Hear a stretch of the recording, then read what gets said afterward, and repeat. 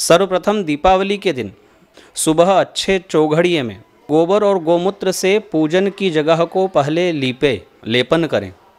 कितना भी आपका फर्श अच्छा फर्श वाला मकान हो, किंतु गोबर गोमूत्र से उस जगह को लीपें और उसके ऊपर स्वस्तिक बनाएं कंकु के द्वारा, और उस स्वस्तिक पर एक पान स्थापित करें।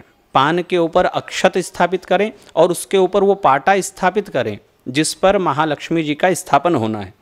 इसके पश्चात घी और तेल के 2 ऐसे दीपक तैयार करें जो 24 घंटे चल सके। ये ध्यान रखें कि केवल संध्या के ही समय दीपक ना प्रज्वलित करना है, हमको लक्ष्मी जी की प्रसन्नता के लिए घी और तेल के 2 दीपक प्रज्वलित करना है। एक दीपक कभी भी किसी देवता को नहीं लगाना चाहिए, 2 ही दीपक लगेंगे।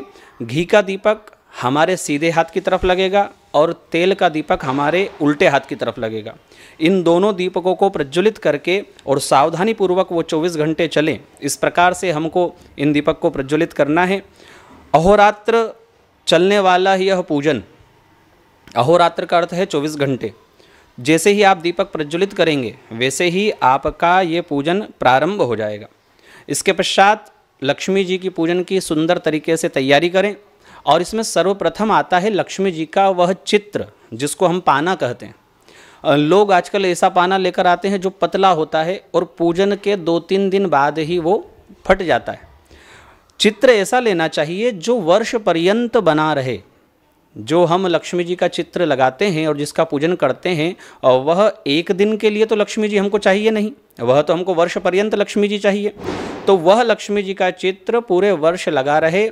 चित्र माता जी की या तो हरी साड़ी में होना चाहिए या लाल साड़ी में होना चाहिए अथवा पीली साड़ी में होना चाहिए। माता जी चतुर्भुजा हैं, इसलिए माता जी के चारों हाथ बड़े सुंदर और सुघड़ होना चाहिए। माता जी का मुखड़ा सौम्य, शांत और मुस्कुराता हुआ चेहरा होना चाहिए। इस प्रकार से हम चित्र का चयन करें और उसे अपने पूजन के स्थान पर लगाएं, और पश्चात उनका संध्या के समय में, जिस समय मुहूर्त अच्छा हो, आप अपने दुकान पर भी, अपने प्रासाद पर भी और अपने घर पर भी ये पूजन करें। पूजन का विधि में आपको उल्लेख कर रहा हूँ, इसको आप ध्यान से श्रवण करें। सर्वप्रथम ये ध्यान रखें, लक्ष्मी जी का अकेले पूजन कभी नहीं होता है। लक्ष्मी जी के साथ में अन्य देवताओं का भी पूजन करना चाहिए, जैसे कि नवग्रह हमारे साथ जुड़े हुए हैं। अच्छे और बुरे का हमारे फल को वो देखते हैं, हमें फल प्रदान करते हैं, इसलिए नवग्रह का पूजन करें, 10 दिक्पाल का पूजन करें, दीपक का पूजन करें, कलश एक स्थापित करें, कलश का पूजन करें, और धन लक्ष्मी का पूजन करें। जो पैसा हम इकट्ठा करके रखते हैं, सबसे पहले तो ये बात आप ध्यान रखें कि एक ऐसी थैली बनाएं, लाल कलर की, लाल रंग के कपड़े की एक ऐसी थैली बनाएं जिसमें हम धन संचय कर सकें। बैंक में धन संचय करना अलग बात है, किंतु इस लाल वस्त्र की थैली में धन संचय करें। कैसे? हर दीपावली पर एक नए नोट की गड्डी, चाहे वो 5 के नोट की हो, चाहे 10 के नोट की हो, चाहे 500 के नोट की हो, एक गड्डी उसमें अवश्य डालें। और इस प्रकार से प्रतिवर्ष लक्ष्मी पूजन के समय पर एक एक गड्डी जब आप उसमें बढ़ाते चले जाएंगे तो धन संग्रह होता चला जाएगा। सूर्य पुराण के अनुसार, श्रीमद् भागवत महापुराण के अनुसार और अन्य पुराणों के अनुसार गृहस्थ को धन संचय करना चाहिए ताकि वह अतिथि का सत्कार कर सके। पुराणों में ये महत्व आया है। लक्ष्मी जी वहीं प्रसन्न रहती है जहाँ साल दर साल धन संचय होता रहता है। पूजन का जो धन है वह संचित होता रहे और उसका हम पूजन करें, तो धन लक्ष्मी का पूजन, अन्न लक्ष्मी का पूजन, और अन्न लक्ष्मी में ज्वार का पूजन विशेष बताया गया। हमारे यहाँ धान्य में पूजन के योग्य ज्वार बताई गई है, इसलिए ज्वार का पूजन करें। इसके पश्चात मातृका पूजन करें, और मातृका में षोडश मातृका और आपकी कुल देवी, इनका भी पूजन साथ में करना जरूरी है। इसके पश्चात लक्ष्मी जी को जो अत्यंत प्रिय हैं वो हैं उनके स्वामी नारायण। लक्ष्मी जी का अकेले पूजन कभी नहीं होता है। आपको पता होगा लक्ष्मी जी उल्लू पर बैठकर आती है, इसलिए अकेली आएगी तो उल्लू पर बैठकर आएगी, और नारायण के साथ पूजन करेंगे तो गरुड़ पर बैठकर आएगी। इसलिए नारायण के साथ ही लक्ष्मी जी का पूजन करें। जब इतना पूजन हो जाए तब हम हमारे दरवाजे पर शुभ और लाभ, स्वस्तिक का चिन्ह और श्री लिख करके उनका भी पूजन करें।